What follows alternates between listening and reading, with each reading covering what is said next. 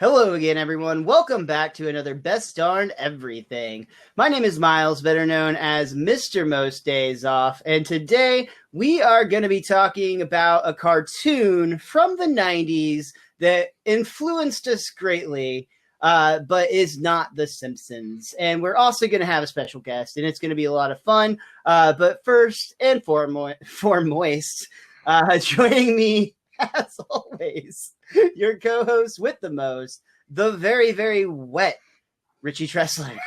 I don't even know what's going on right now.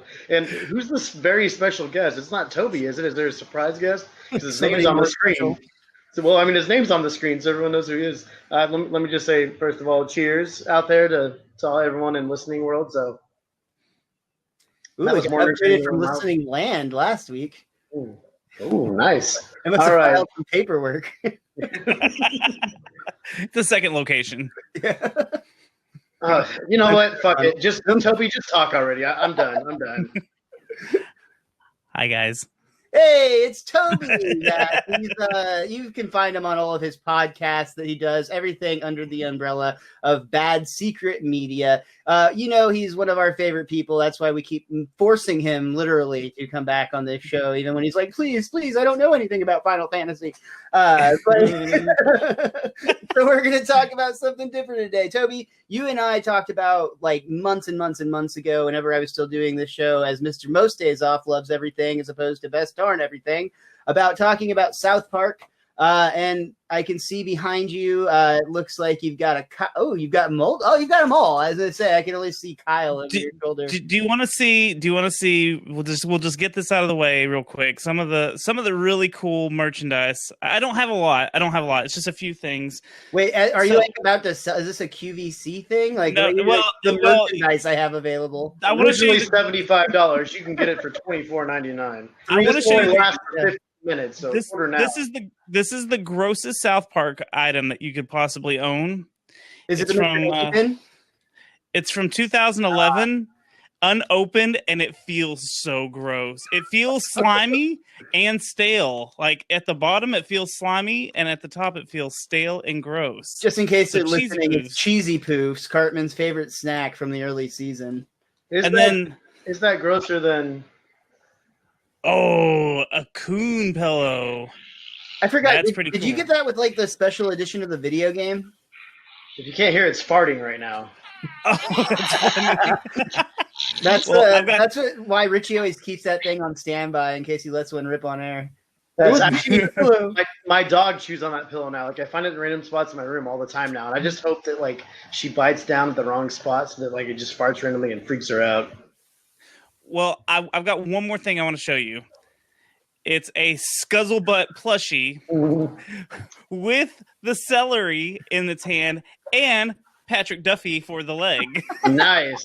I love that product.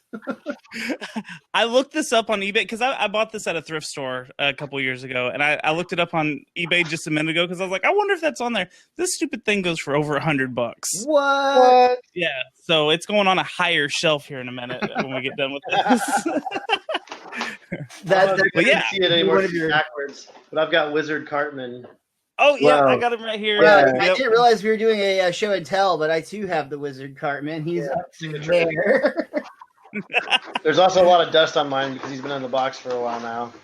You know, I was planning on talking about the show a little bit first and then getting into show and tell, but I see how excited you guys are, and that's very special to me. So this is one of my favorite cartoon shows of all time. I can watch this show over and over and never get sick of it. It's terrible. That's completely. So I was just wanting to.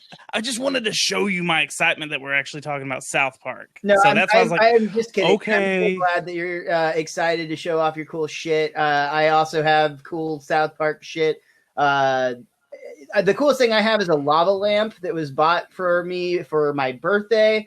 And they told me that they got it at a church garage sale. So, like, I feel like that just makes it extra special. But South Park is a cartoon. I want to say, I should have looked this up. I just got home, so I didn't do a ton of research for this. But I want to say it came out in 1997 on Comedy Central. is a show that is both hilarious and controversial. Something that I would say took what people were afraid of when The Simpsons came out, of like oh, it's going to be bad for our children. And we're like, no, this is going to be bad. Beer. Yeah, I said, hold my beer. That's what South Park said. Yeah. 1997 is correct. Cool.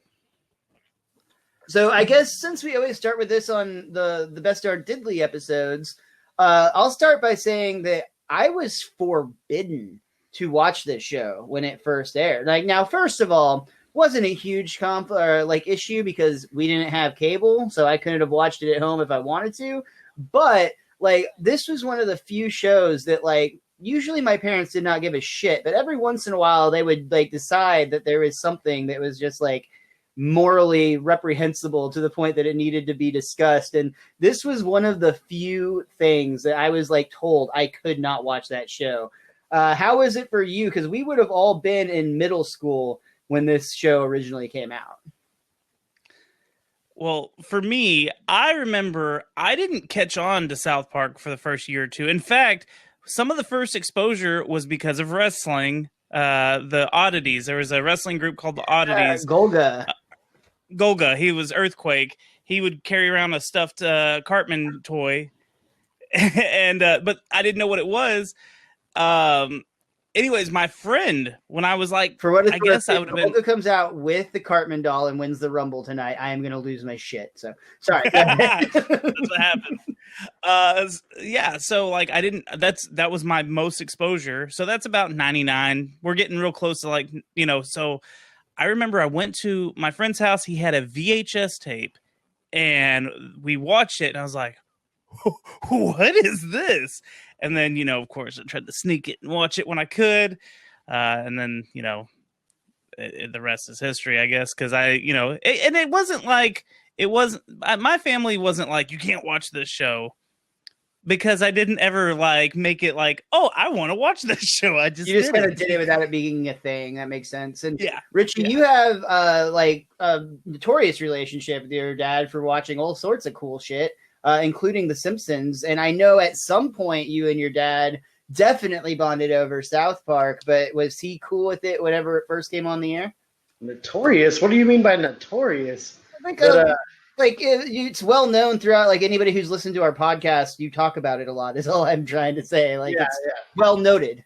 Conveniently enough, I knew kids that were younger than me that like knew the characters when the first season was out, and like I recognized them kinda, but I'd never seen it. I recently tried Beavis and Butthead, and I know this is gonna sound terrible, but like wasn't a fan of like the half episode I watched of that. So South Park, the way people were talking about it, I kind of put it in the same ballpark. I used to go by Grapevine Mills when it first opened up, and they had a store with a bunch of South Park shirts out front. So it wasn't ever really on my radar. But one vacation my dad and I took to see my grandma in the Denver, Colorado area. She had Comedy Central. You did Casa Bonita, I assume. Eventually, we did. That's a great story. My dad, because of South Park, took me to a real Casa Bonita years later. Nice. And we were the only two that were excited about going, by the way, because it's terrible. It's absolutely terrible. But for our first South Park experience, my grandma had Comedy Central, and when everyone was going to bed, my dad was like, "Hey, let's stay up and watch this." So it was on his radar, and it was like right at the start of season 2. When the episode we saw, it was the first episode we ever watched, was the dodgeball episode. Oh, nice! And it was so much funnier than I thought it was going to be. And then like I think there might have been another episode right after, or if not, the next night they had multiple episodes. So like after that first night, we just started watching it together, and then. Like a year down the road, or even when we got back from town, eventually we had Comedy Central then. So we were watching it every week after that. And the rest is history. He actually bought the first season of VHS tapes at one point before DVD players came out. So do you remember on the VHS tapes that they used to have like the little opening segments from Matt and Trey where they would like weird like chicken bacon. They had those on the DVD too. They were on the DVD. I remember. I didn't know that. I also did the VHS on those in the early days because of how old the show is, which is crazy to think about. My dad used to record the newer episodes when I wasn't living with him, and then give me like 8 hours of South Park on a VHS tape, and it was all the new seasons. So I was like the coolest kid in town. So Yeah, that's dope.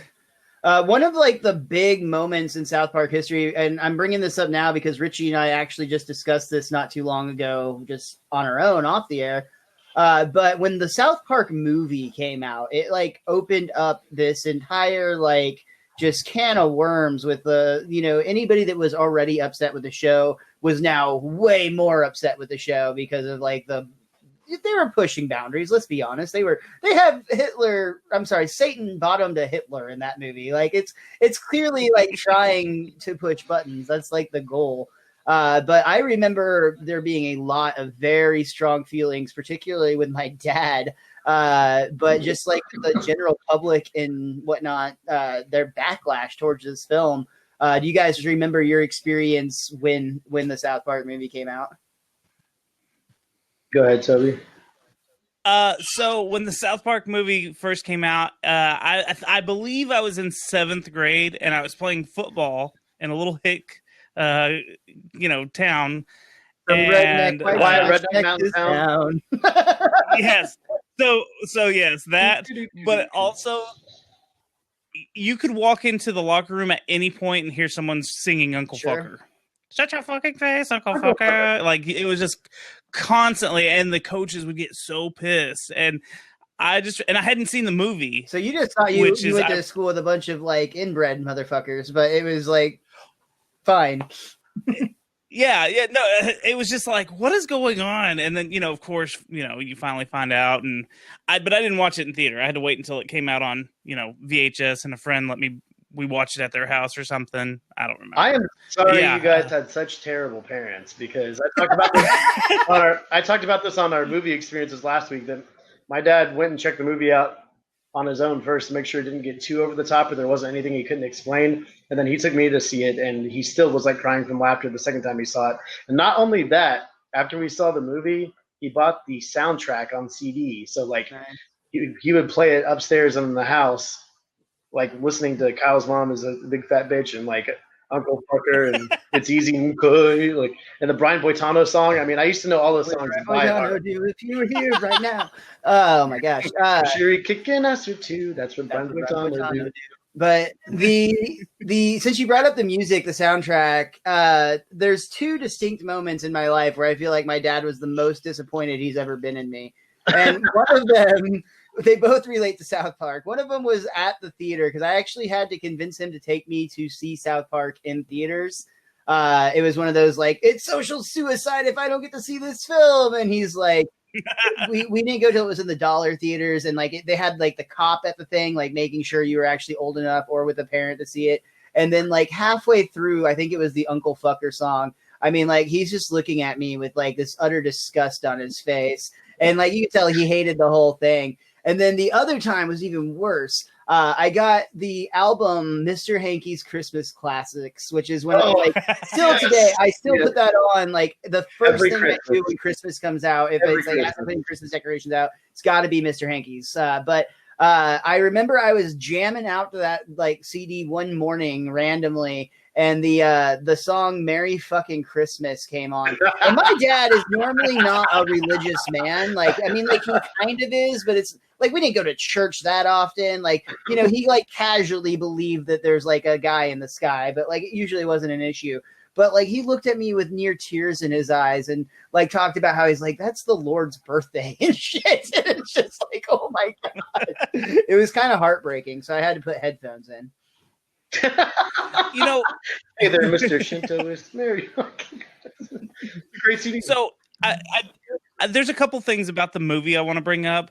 How quickly, first off, that this cartoon series, after 2 seasons or so, maybe they were starting season 3, were already like they started in 97. The movie came out in 99, is what I think I just saw. 2000 something. Yeah. Like 2 years. I didn't realize it was that quick. Honestly, I thought it was longer than that.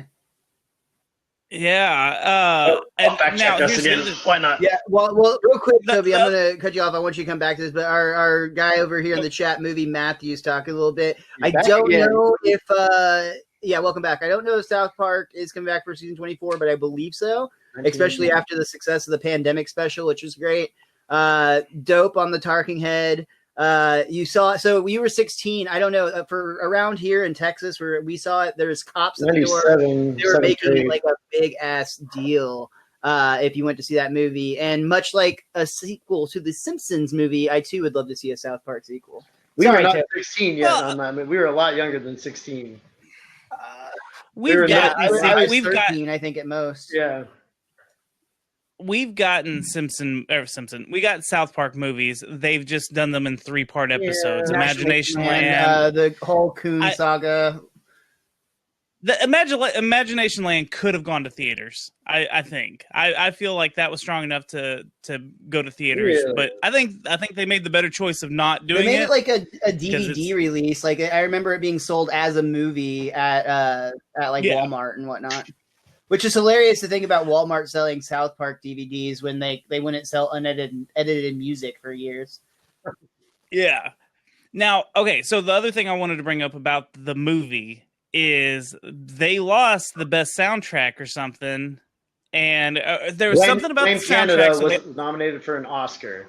And Robin Williams performed it. It was amazing. At the Oscars. I talked about this recently, and then Phil Collins won, I believe. Tarzan. Phil Collins. Fuck Phil Collins. That's why they shit on him in season 3. They shit on Phil Collins so much, and then also, Wild Wild West came out. I think it beat him in the Wild West.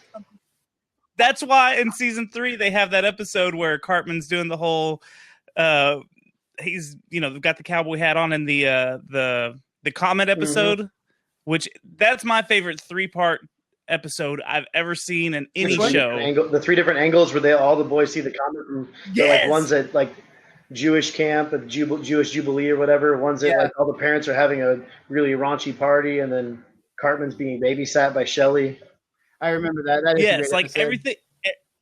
Everything's happening at the same time, but you're getting the 3 different stories of the same night. I always thought that was brilliant. I thought that was just, I don't know. There's something about just like, oh, I wonder what the other kids are doing, and they're off doing their own thing. I don't know. It's a great episode. Great 3 episodes. Man, since you brought up favorite episode, I still to this day have a hard time passing up the episode Scott Tenorman Must Die as my all-time favorite.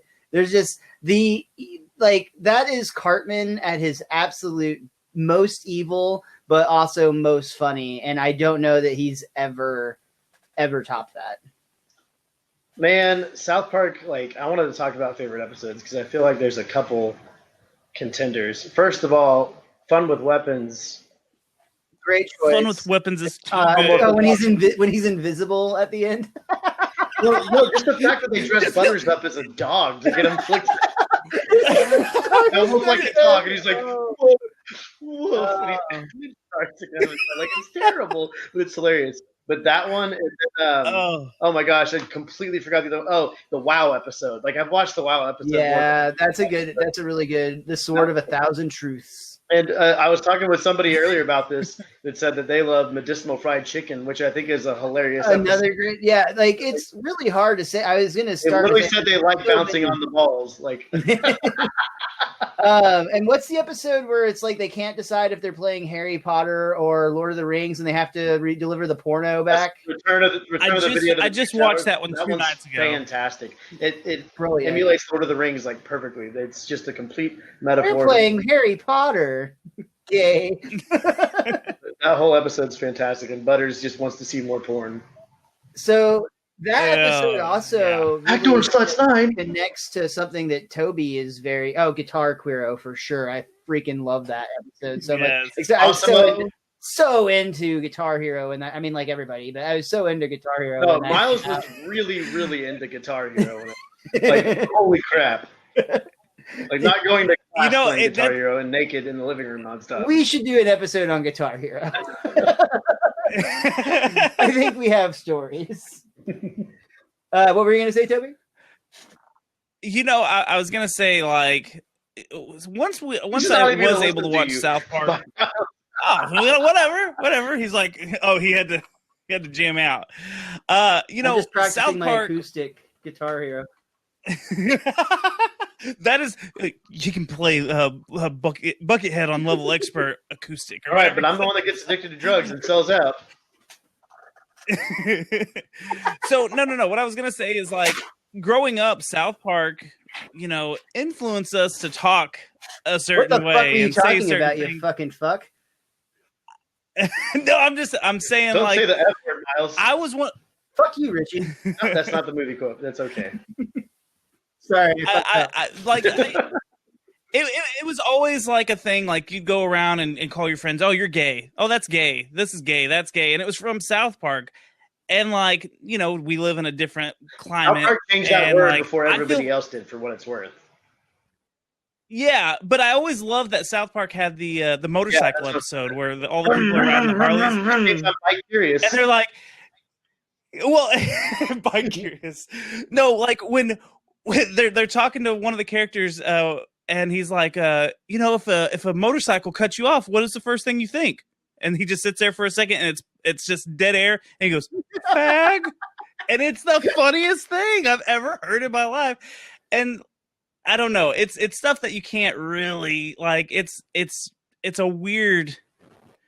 Growing up, then watching South Park, it's definitely I don't like saying those words because I feel like it might hurt people's feelings or whatever, and it's just why am I gonna hurt someone's feelings?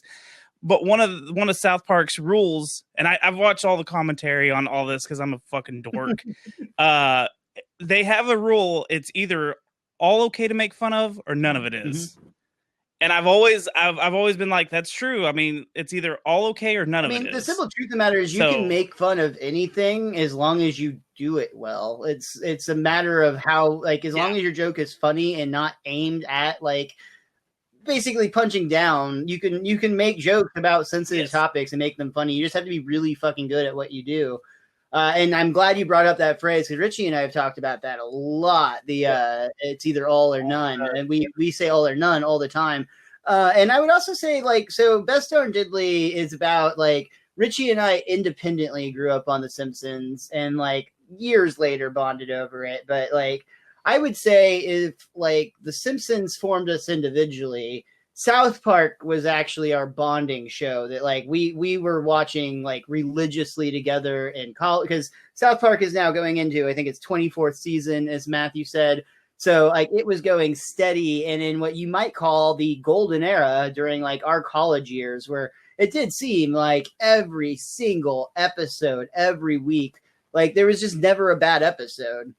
Except for the one with Tally and Oprah. That one was a terrible episode.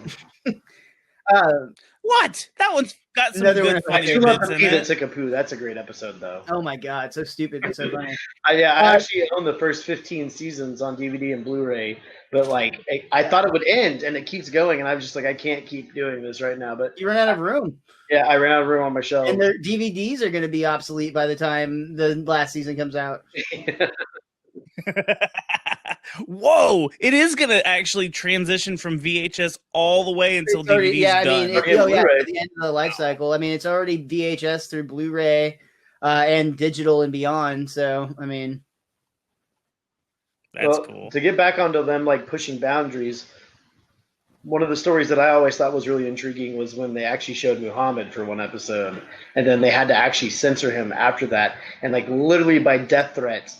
Where, like, and they were willing to go there. It was Comedy Central that pulled the plug, and they even put that like message at the front of the episode saying, like, we wanted to air the episode that we created. Comedy Central is like, nah, we're not cool with the blood on our hands. Yeah, but apparently the like, quote unquote terrorist organizations posted Matt and Trey's address on the internet, so, like, it was well known where they were at too. So they were putting a lot on the line. It was just a cartoon show, but it makes you think also of, like, the movie The Interview, where, like, people were told this was going to happen. Yeah, like, it's crazy to think that TV shows and movies can have that much impact on, like, actual real world stuff. But I mean, it is what it is, I guess. Yeah, a cartoon, and I get it. It's their religion or whatever, and they got they got all upset about it. And I'm trying to be. Choose my words carefully. But yeah, but they did. They got really bent out of shape over a cartoon, and I don't recall it even being like a negative portrayal or anything. I remember I saw it when it aired, and I saw Muhammad, and then every time I've seen it since then, you've had that black censor bar, like, and I feel like it's a Mandela effect a little bit. Where like, did I actually see it, or do I think I You draw saw it it? in your head. Like I'm 100. It's if you have the No, original. I don't. If you have the see, I do, and it's on that DVD I box know set. that I saw it. I know I saw Muhammad in that episode when it originally aired. I'm gonna have to go back and watch it Now, now because now is you're it a freaking me Mandela out. Like, effect? did Which I see also it? ties into Did your I You had see it? podcast about that. Yeah. So we're kind of like toying on a lot of things that I want to talk. Now I want to talk about South Park conspiracies. I definitely want to talk about South Park video games, which we almost got to with the Lord of the Rings stuff earlier. But since we're here with the Mohammed, Toby. is that sealed?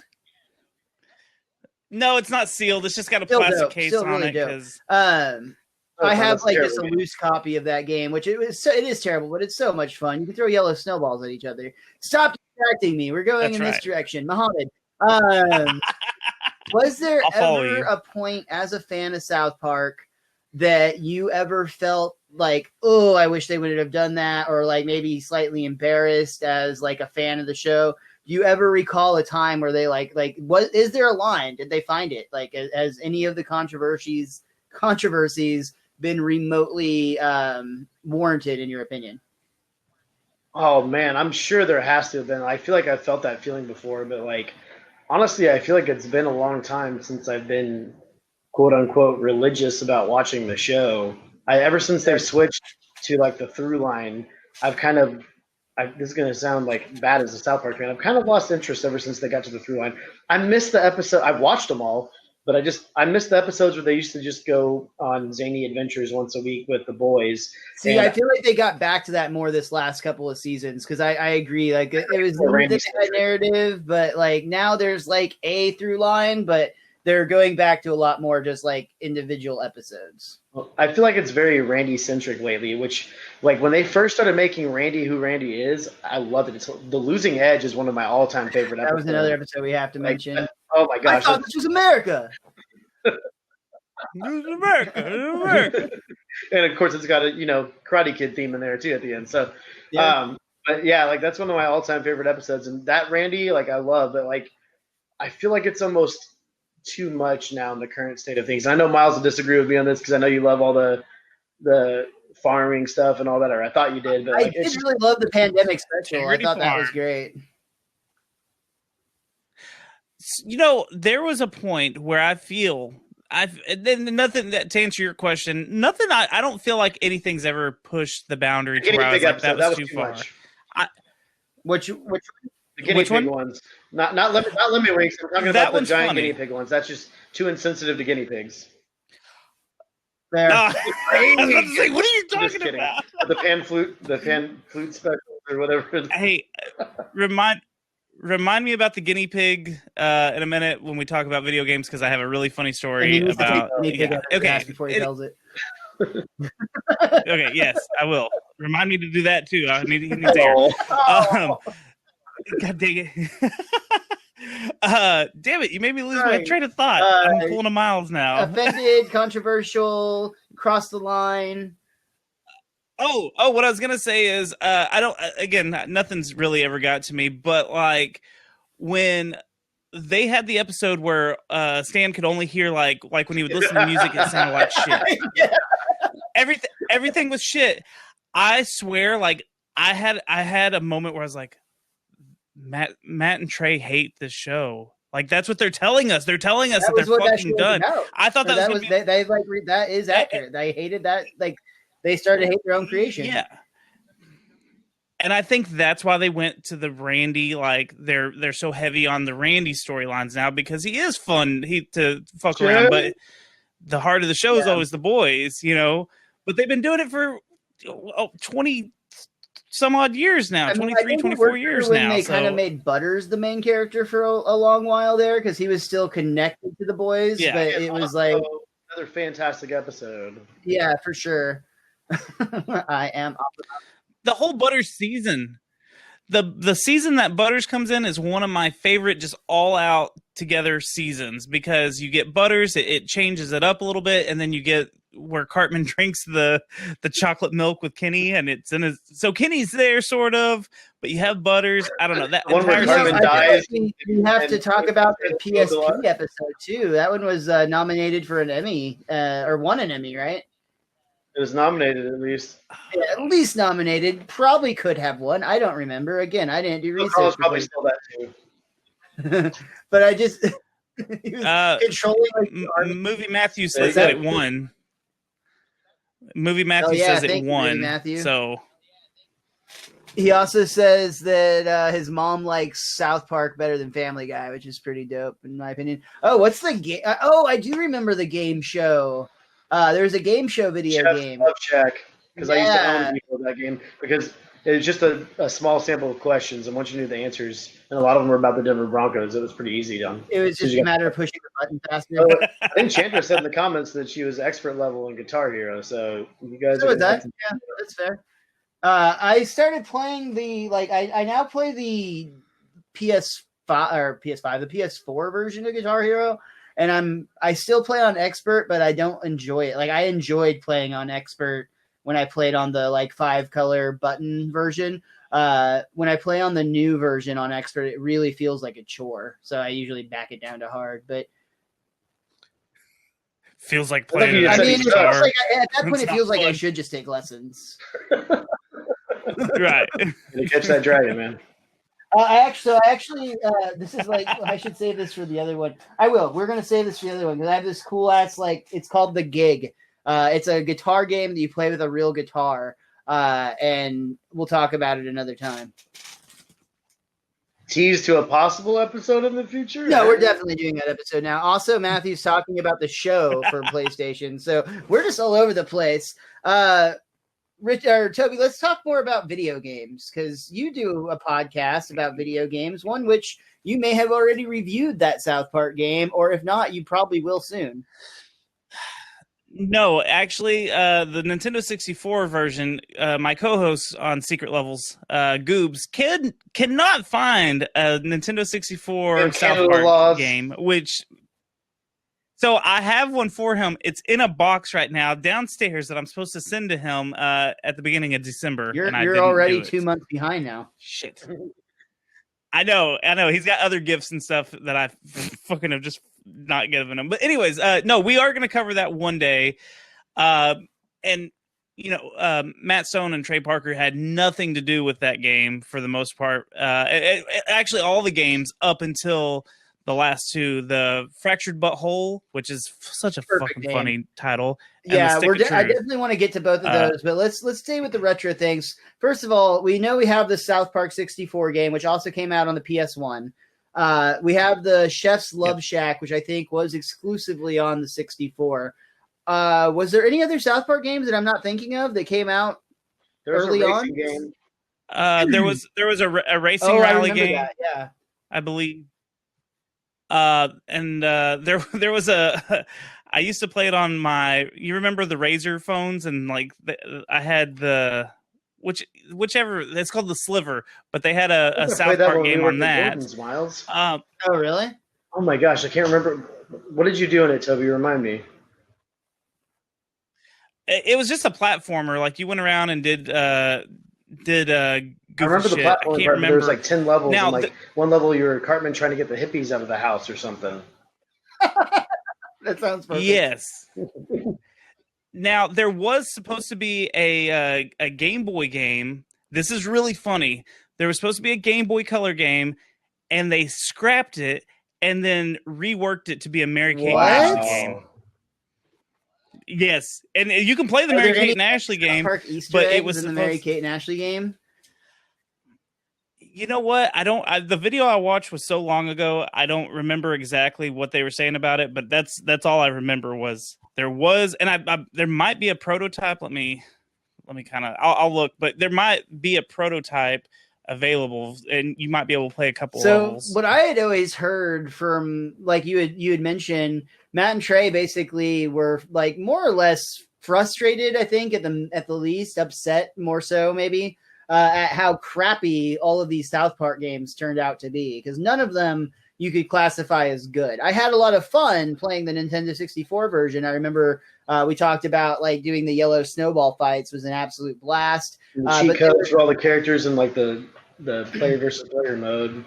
Yeah, but like the single player was just a repetitive like nightmare. I mean, you just literally fought turkey after turkey after turkey after turkey after turkey, and then toy robots and then whatever it was. But it was a really repetitive, boring game.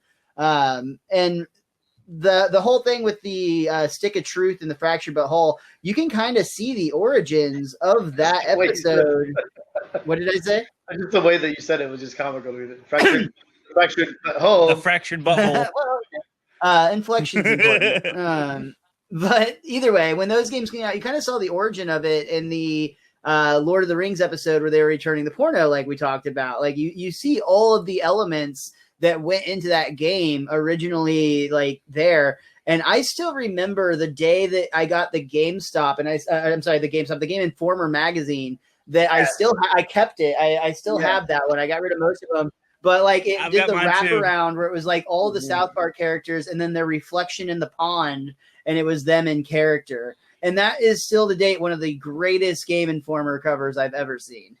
I don't think it was the Lord of the Rings episode. I think it was the Console Wars episode that led into the Stick of Truth, where it was Xbox versus PlayStation, where they were unsure who was going to win. Because is that the same one where they did the Wii? That's not the Wii episode, is it? That was a separate episode. That's the Red Robin. The Black Friday special. That's what the console was. Okay, yeah. So at the end, they're like, I don't know, we can make anything important, like even this, and they hold up a stick at the end, and then Butters makes fun of pre-ordering. Yep.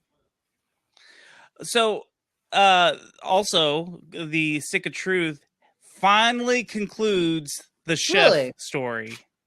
If you don't play it all the way to the end, you don't get the end of because Isaac Hayes, is that his name? When he left the show because they did the well, he left because he didn't like how they made fun of Scientology. Yeah. Yeah, that's what it was. So he left. So they wrote his character off, and that's why they said his crazy little club made him go crazy. His little club made him go crazy or whatever. Yes.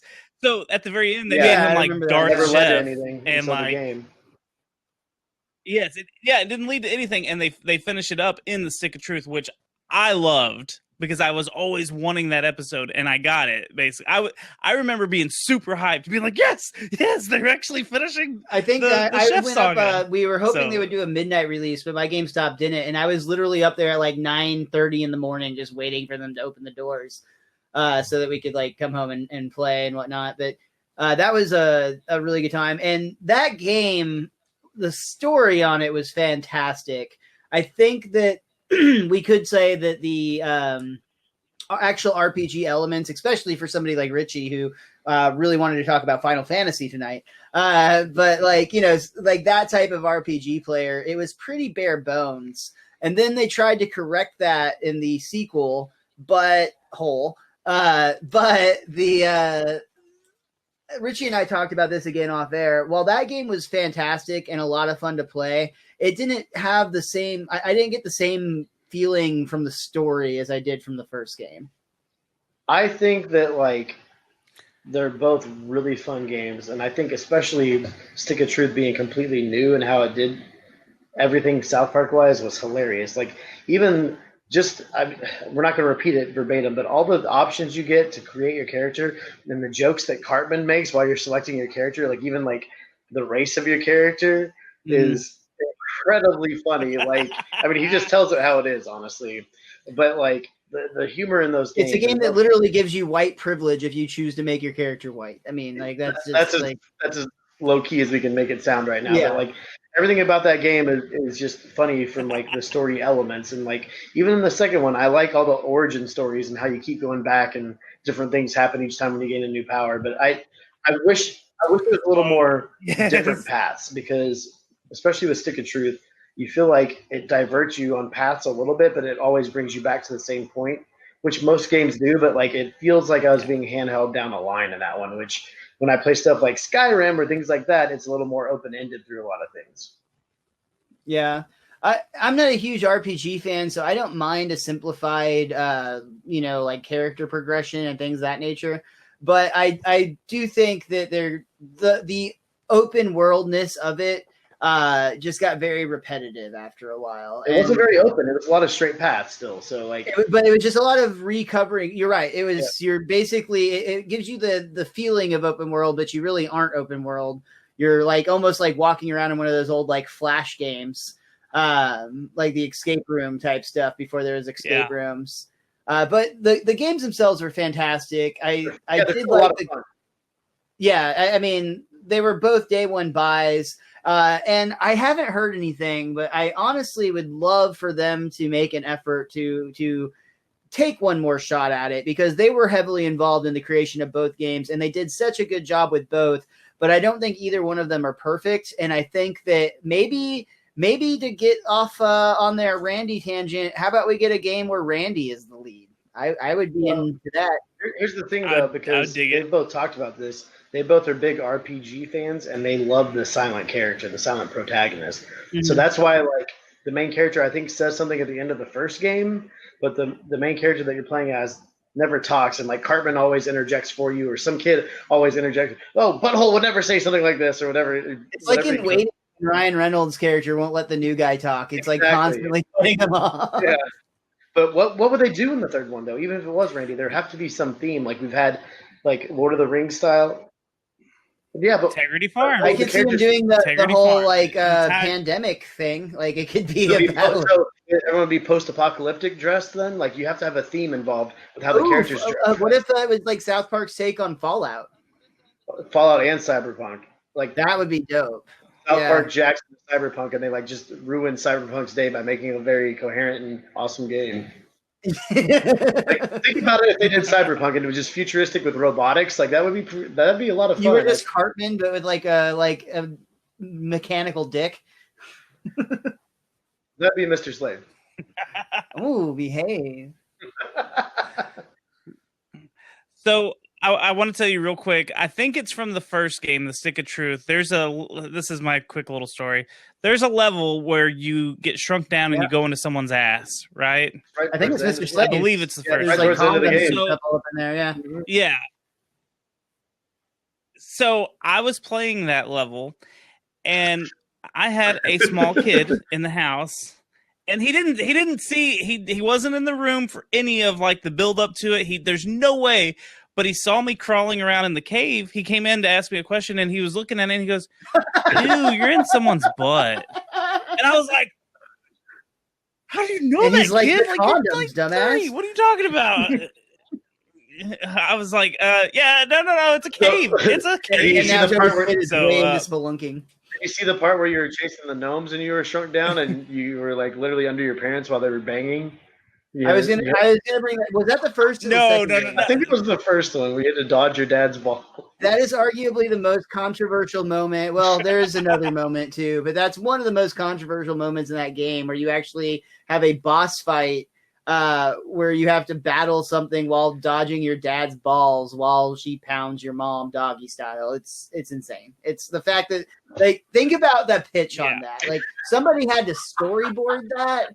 Like there was like pencil drawings that were made. There was a table read like that. There's an entire process that went into this.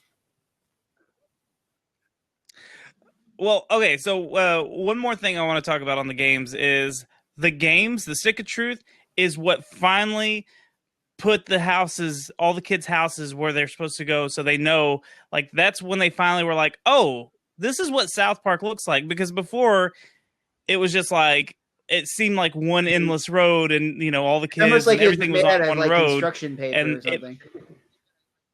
The creators even admitted, Matt and Trey admitted that was when they were finally like, oh shit, we have to sit down and actually map out the town now. I feel like they said the same thing for The Simpsons, but like I feel like one thing is South Park actually, especially at the time, they wanted to get more like story driven or whatever. But South Park has like stuck to their town being in one place versus like the Springfield video games don't even really make sense because they're completely, you know, in opposition to like some of the stuff we see on the show. Yeah, I just thought that was interesting because you can see it in these later seasons since those games came out, that where like Kenny is always by a railroad track now. Like there's always a railroad track, a railroad crossing pretty close to his house. A lot of the stuff is just, I mean, it's kind of got like, oh, okay, this is pretty set in stone to the show. So I always thought that was kind of neat that they were like, okay, this is it. This is how South Park actually looks. So Richie, you kind of mentioned that you haven't really been keeping up with the show too much. I know you catch an episode here and there whenever I'll tell you about one or whatever. But Toby, what about you? Have you been pretty consistently keeping up? Well, I guess I'm about to have to switch to HBO Max or whatever it's called, because they just recently, within the last year, switched over to Hulu, which ruined my day because I'm one of those kind of people that has to watch something when I go to sleep at night. Usually South Park's my first go-to. I like to just pick a random episode and just let Hulu keep going until it stops.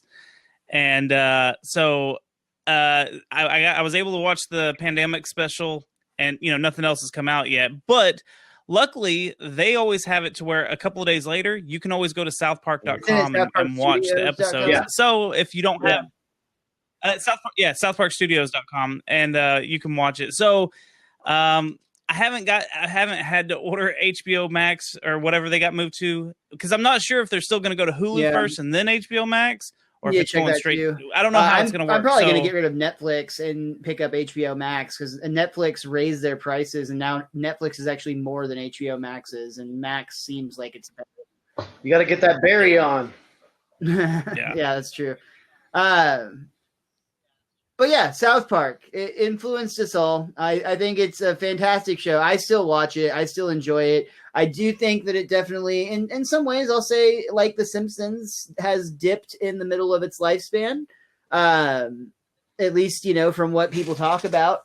I did like aspects of the continuity that they picked up, and I still continue to do so. Honestly, this is one of the most fucked up jokes they've ever done, but it's one of my favorites. During one of the most recent seasons, they would just periodically have gunfire going off anytime the kids were at school. So like literally they'd just be walking through the school and you just hear gunfire. And like the joke was everybody was just so casual about it. And literally kids would just drop dead sometimes. And they would just continue on talking about like, what they were going to have for lunch, and like teachers and students. Like, so there are those like things that continue to happen, but they have gotten back to a little bit more of a, just independent stories per episode, which is nice. When you say something like that, like they are very controversial, but they do a lot of like social hot takes on stuff too. They're really, I feel like, and I've said this for so long, South Park is really either they're accidentally really fucking too smart for their own good, or they're just too smart for their own good. And I think it's that. I think Matt and Trey and the writers that they have coming in and out of the room. I don't want to give just them the credit, but like they know how to like poke. So you're like, look, this is what we're making fun of. How do you feel about this? We're gonna and Cartman's always great because he's their kind of like devil who can say the most fucked up things. And even for Secret Transmission, like I've used a Cartman-like character to say whatever shitty thing I want to say with the devil producer. And that's what it is. It's my character that if I want to make a shitty joke, I hit that thing and make my voice deep, and it was the devil saying it. It wasn't me. You get away with a little bit of creative, but that's what freedom, where you can say some pretty fucked up jokes and whatnot. And I think they do a good job because they do bring a balance on things a lot of times. I don't feel like they usually like they'll take shots, but they take shots at a lot of different people in a lot of different directions. It's not always just beating the same horse. Unless they're making a dead horse. What's that? I learned something today. I learned something today. That's when at the end of almost every episode. That seems like the perfect way to go. I think that we could do a whole other episode talking about the movies that these guys did. You're talking about the writing and whatnot. But let's all take a moment and tell everyone what we learned today, and also where you can find you online. You have to start with I learned something today. I guess I'll go first. I learned something today that we are nerds for a cartoon. Well, I really like got super like I kind of was like, oh, I'm gonna be on this Final Fantasy thing, and then when you said South Park, I was like, well, I mean, you're like the living you know, version it's of that late, but I Drake can talk meme. about You're some like South Final Park. Fantasy, South Park. Yes, exactly. Like it is one of the shows that I hold like near and dear to my heart, and I love the show. I even tried to make some like really crappy, cheap flash animation, mimicking the show with a duck character, and I actually recently just looked at it, and it's fucking awful. Like the Satan worshipping Critter Christmas. Christmas critters. Yeah, sorry. Good stuff. But yeah, I mean, I feel like Matt Stone, Trey Parker, I've gotten a lot of influence from them, along with like many other people that we've talked about throughout your shows. And it's just the games. I love it. I eat it up. They can keep putting out seasons for as long as they want, and I kind of feel like the same for the most part. Like I fail to find a way that the show would get so bad that I'd be like, I just can't watch that. And they are doing shorter seasons now too, which makes it pretty easy to keep up with. I dislike it on one hand, but like because it's like 10 weeks and you're done. But like on the other, it's really easy to stay caught up. We didn't even talk about the fact that it takes them 6 days to make an episode, like, and make it ready to air. Like that whole special, which just is mind-boggling how quickly they put episodes together. But and so I mean, they did that one episode about the election the day after the election. Like this was like 2 elections ago, but still, it's just to show how long the show's been on the air. But like something else we didn't get to talk about too is it has moments that are actually like really poignant and really, really like good or beautiful moments. And like I wanted to leave with this thought a little bit too. Is like one of my favorite moments is the Raisins episode where Butters thinks he's in a relationship with a girl, and then he finds out he's not. And like Stan and Moody had broken up, and Butters is crying in the rain in the street when Stan's in the goth uniform, and he's like, well, what's wrong, Butters? And Butters like, my girlfriend broke up with me. And he's like, yeah, I guess you can come join the goth kids if you want. And he's like, no, thanks.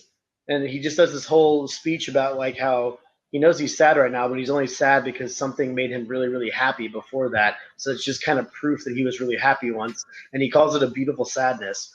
And every once in a while, there are moments like that. And it's followed by a really funny line from Butters. He doesn't want to be a stupid goth kid. But like they have moments like that, especially in the quote unquote, I guess you could say, like Miles said, golden age of it, that just really make you appreciate the show like that.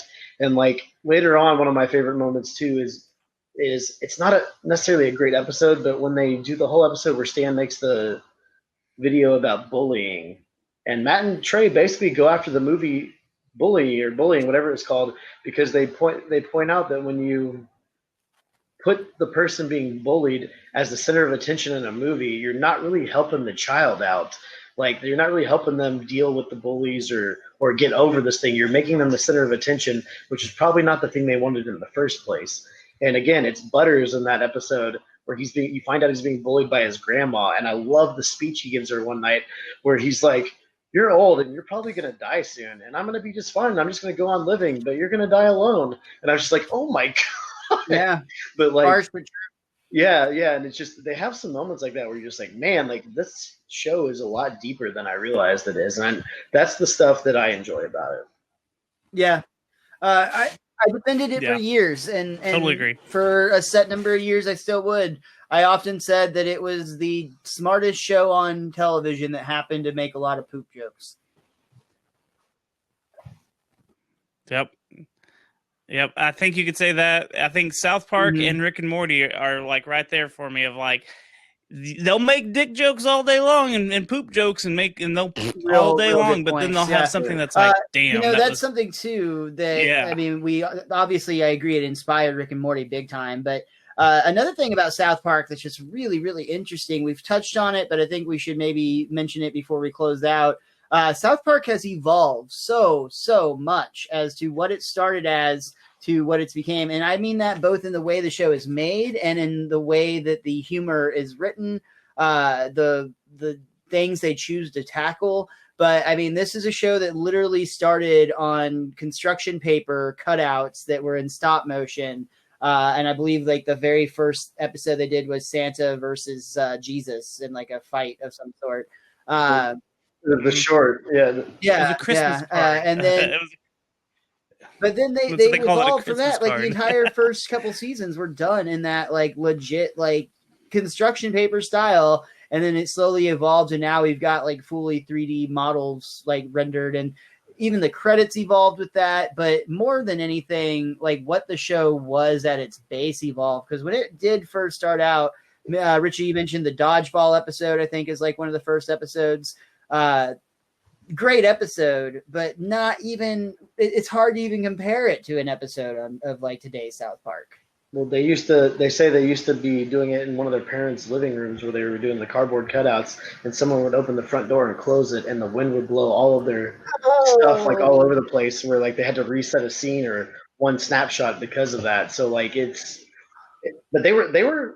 I mean, they were what in their mid to late 20s when they were doing that. So like their story shows you too that like if you want to do something, you got to put in the work and the effort to do it, and that it's never too late. And like look at all the success they've had. And I'm not talking just about South Park. I'm talking like outside of South Park, with Book of Mormon, like video games. They've gotten into they dip their hands in everything pretty much because they're always looking.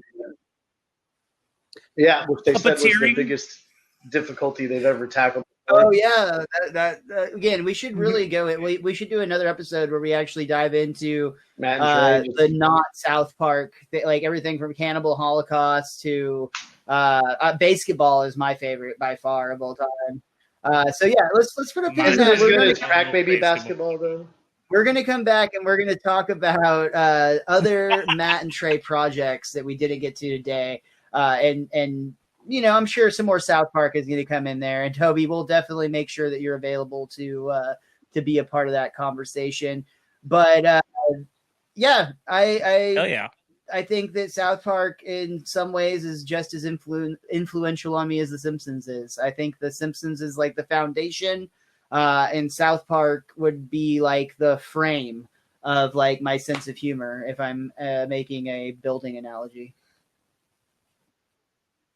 Because why not? As I'm going home. Oh, wait. I like it. And hopefully I fill in some of my own original shit somewhere for like the drywall. I don't know.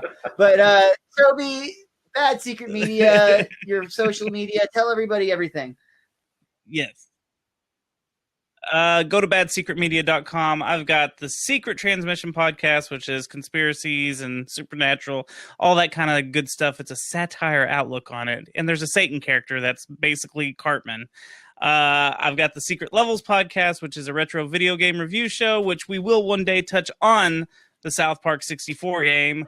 And then, there's other stuff on there. So like I said, badsecretmedia.com. And if you want to follow me on Instagram and Twitter, it's at Toby Vondoom. I have an OnlyFans. Plug it. I mean, I do. That's what he does on the show. I know. There's OnlyFans.com/Toby. If you go to OnlyFans.com/ there was supposed to be a joke with it. I never went through with it. It's a story on its own, but it's there. Yeah. I mean, I can say I have one. You should just go put up a picture of a person you don't like and say I posted a dick pic to my OnlyFans. Boom, got him. Oh, that's why you're a comedian. Tell everybody where they can find us and you and our show and what we do here. You can follow Miles at Mr. Most Days Off. That works all over social media. That's his whole stand-up gig and everything, too. So make sure you check him out. He's got some real funny stuff on there. You can follow me at TheWiz_Kid23. And most importantly, you can follow our show. That's at Best Darn Diddly. I know it says everything at the top, but our show's at Best Darn Diddly. That's wrong way. DIDDLY. Maybe you can see that, maybe you can't. Reverse cameras are a terrible, terrible thing. But last thing I just want to throw out there, happy birthday, Mom, and I miss you, Dad. It's now after midnight, so. Well, I will say that thank you for tuning into this Best Darn Everything. If you are new to the show, then probably you're just confused at why Simpsons podcast is talking about Not the Simpsons. But starting this season, we are now alternating between Best Darn Diddly, our Simpsons reviews, and our Best Darn Everythings, our whatever reviews. I don't know which one we're doing next week because it's the Super Bowl on the day that we would normally record. So we're going to have to figure out a plan. But we will be back soon. Our next Simpsons topic we're going to be talking about will feature the return of Dr. Andrew Briseño, keeping the streak alive, and we'll be discussing the episode E.I.E.I.DO. And then our next Best Darn Everything, I'll probably just pester Richie all week, and then we'll call it something different at the last second when we figure it out. So we'll let you know. But thank you so much, as always, for tuning into this Best Darn Everything. Thank you, Toby, for being here. And make sure you come back again next week while we figure out, or for whatever we figure out to talk about. Just remember, with bitch, drop the T, because Bic is Latin for generosity. And until next time, shut your fucking face, Uncle Fucker.